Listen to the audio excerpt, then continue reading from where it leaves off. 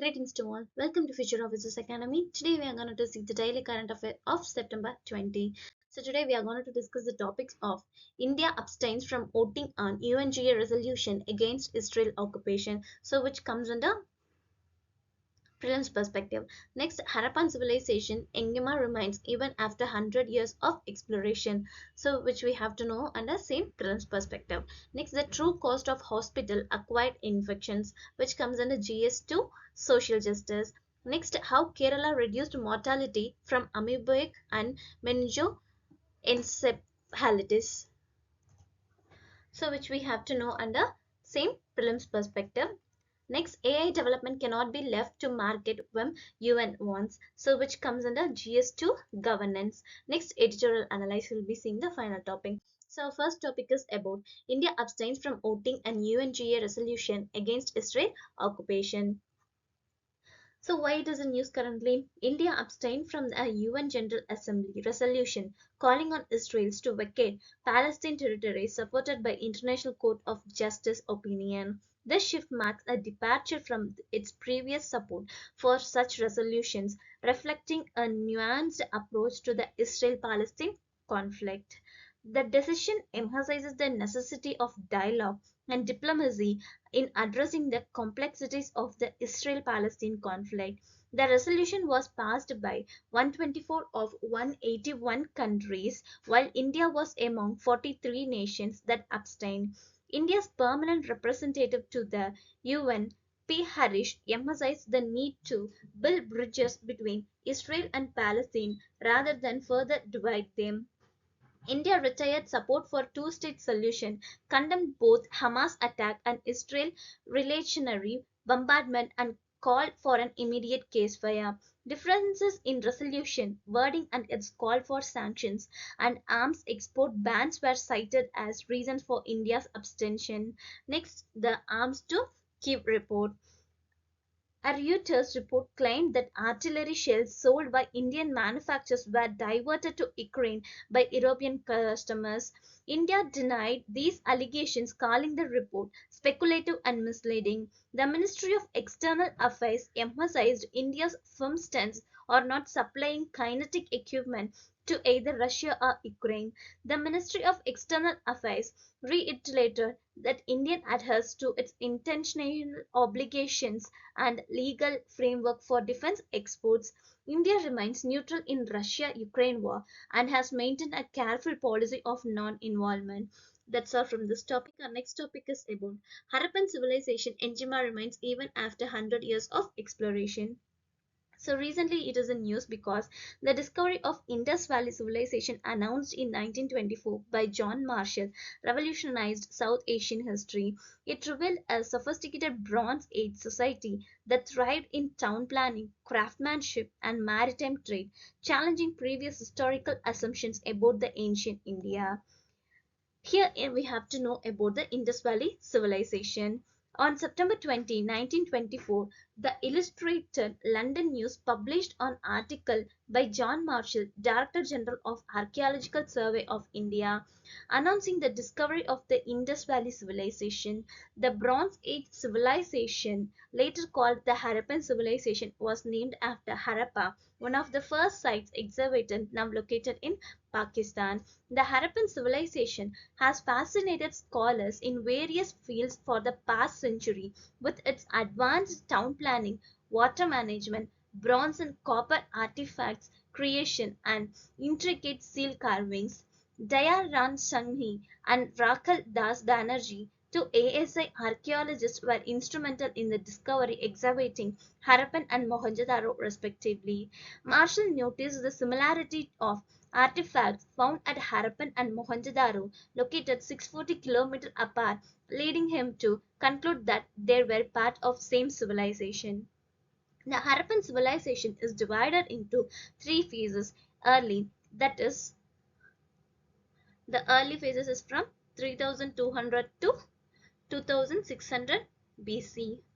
Next, the medieval, sorry, that is mature, 2600 to 1900 BC. Next, the late, that is 1900 to 1500 BC. So the major sites include Mohenjo-daro, Harappa, Ganverwala, Raghigarki, and Dholavira, spanning across Pakistan and India. The civilization thrived on the banks of Indus and Saraswati rivers, with over 1,500 sites in India and around 500 in Pakistan. Indus scholar also Asco Parpolo highlighted key features such as Indus script, burned brick construction, and carnelian bed production. The discovery pushed back the timeline of settled life in South Asia by over 3,000 years, filling a gap in historical understanding. So, our next topic is about the true cost of hospital acquired infections. Here the news is the rise of hospital acquired infections, that is HAIs, in India has prompted concerns regarding patient safety and healthcare quality. Recent cases highlight the ethical dilemmas faced by patients and families, particularly in the context of financial burdens and accountability. This underscores the urgent need for enhancement infection control and transparent reporting practices. So we have to know about hospital acquired infections. Hospital-acquired infections (HAIs) are infections that patients acquire during their stay in healthcare facility, typically occurring 48 hours or more after admission. These infections can arise from various sources, including surgical procedures, medical devices, and hospital environment. Next, their concerns. The concerns thing is first increased morbidity and mortality. HAI contributes significantly to complications, prolonged hospital stays, and increased mortality rates. Next, patients face sustainable medical expenses, including prolonged treatment and rehabilitation, leading to economic strain. Next, the question arises regarding hospital accountability for infection prevention and ethical implications of billing patients for HAIs. Next, HAIs often involving drug-resistant organisms, complicating treatment and increasing public health concerns. Next, their comparison between developed countries versus India. In developed countries, stringent regulations and accountability measures significantly reduce hospital-acquired infections with mandatory reporting and non-reimbursement policies incentivizing prevention. In contrast, India faces diverse healthcare standards and inadequate HAI reporting, leading to higher infection rates and financial burden on patients, highlighting the need for improved infection control measures. So, here we have 7 strategic to prevent healthcare associated infection, that is hand hygiene, environmental hygiene, screening and cohorting patients, surveillance, antibiotic stewardship, following guidelines, and safety culture. So these are the 7 strategies. The thing what we can do for way forward is mandatory disclosure, benchmarking standards, also insurance collaboration by also providing patient education and no charge policy. So our next topic is about how Kerala reduced mortality from ambioic meningoencephalitis. In Kerala, an unusually high number of amoebic cases emerged in 2024 affecting children and adults. Despite the infection's high fatality rate, Kerala's early diagnosis and adapted treatment protocol significantly reduced mortality. Kerala faced an unusual high number of amoebic meningoencephalitis cases, reporting 19 cases in 5 months. Despite the infection's 97% global fatality rate, Kerala saved 14 out of 19 patients, reducing the mortality rate to 26%. Early identification and intervention played a crucial role in saving lives. The state adopted the US Centers for Disease Control and Prevention treatment protocol for effective management. A cocktail of antibiotics, including methotrexate, was used as part of treatment. Proactive case finding involved testing cerebrospinal fluid samples for amoebic infections in on encephalitis cases. The high degree of clinical suspension and early diagnosis helped clinicians act quickly and save patients. So that's all from this topic. Our next topic is about AI development cannot be left to market UN wants. So why it is in news? UN experts have raised concerns about the need for global cooperation in artificial intelligence development, highlighting the exclusion of developing countries from discussions. The first thing is global cooperation on AI.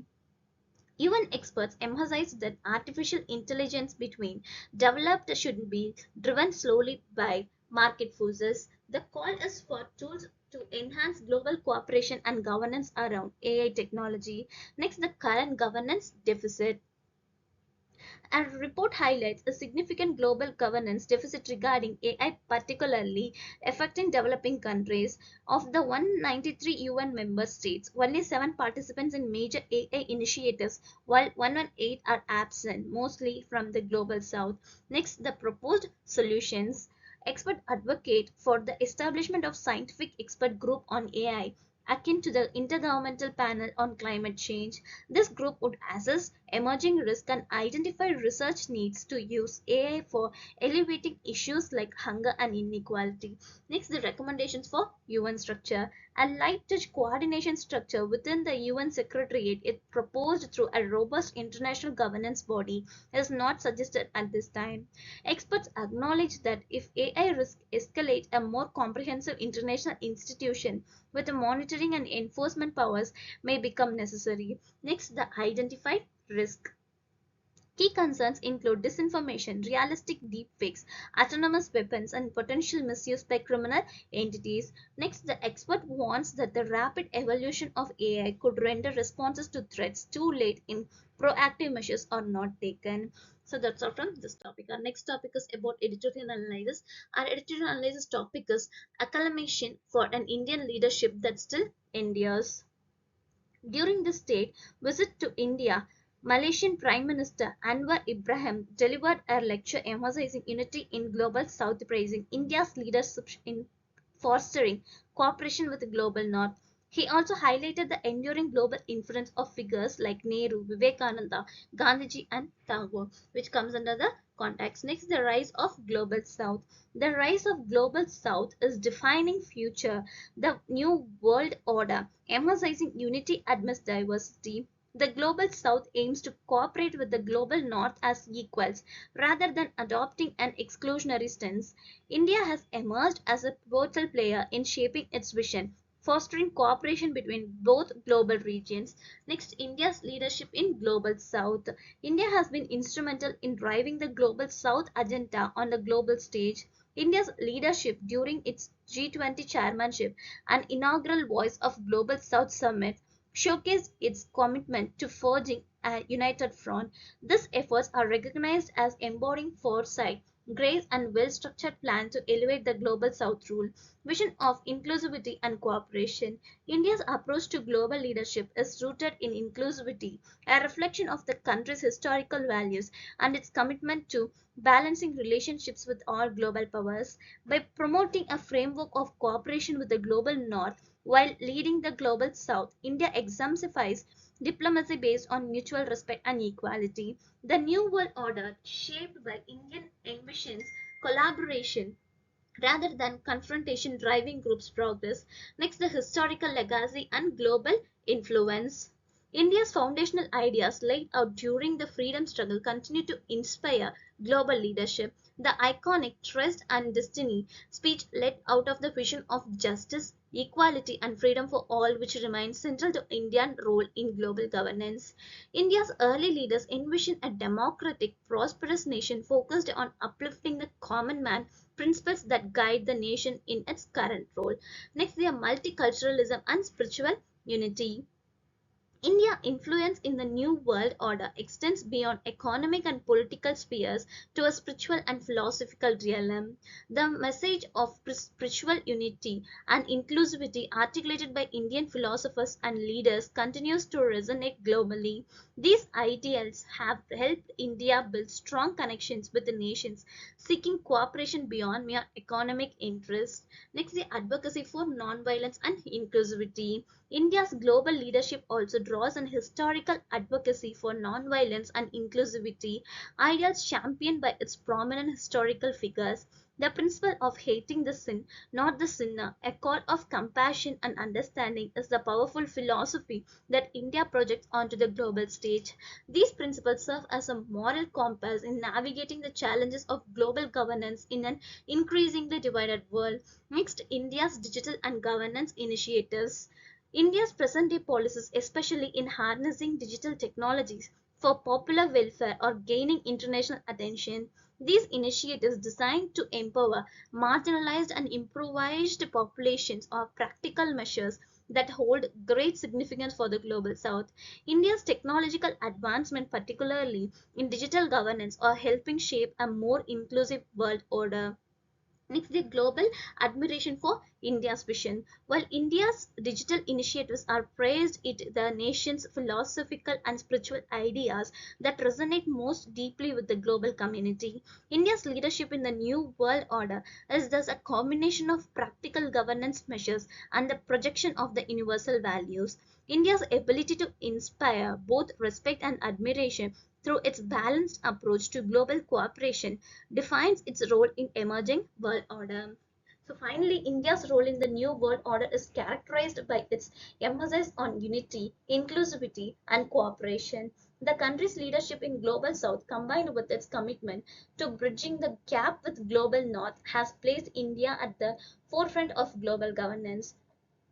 By drawing on historical legacy of nonviolence, inclusivity, and spiritual unity, India continues to inspire a world striving for equality and justice in a complex strategic environment. So that's all from today's topics. To read this document, you can visit our website. Our website link have been provided in the description. To get more daily current affairs videos, follow our YouTube channel, also our Telegram channel. Thank you.